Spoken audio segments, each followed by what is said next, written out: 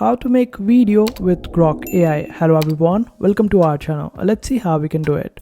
For this, simply get Grok on your mobile device and after that open up Grok. Create your account on it, quite easy to do. Then after that you would be able to find this option of create videos on the home screen itself. Simply select it.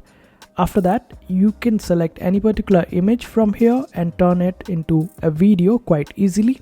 And you can also add an image from your gallery that you can convert into a video.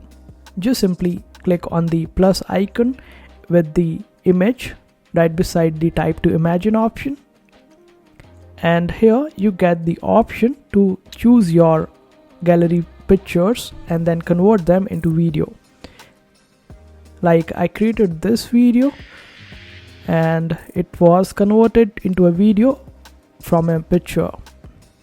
This was the image, and after you click on make video, this was created. And right beside redo, if we click on the custom prompt, we would be able to create our own video according to our imagination. By just clicking on custom, you would be able to create a custom video, and this is how you do it. I hope this video was helpful. Make sure to hit that like button and also subscribe to our channel for more helpful videos.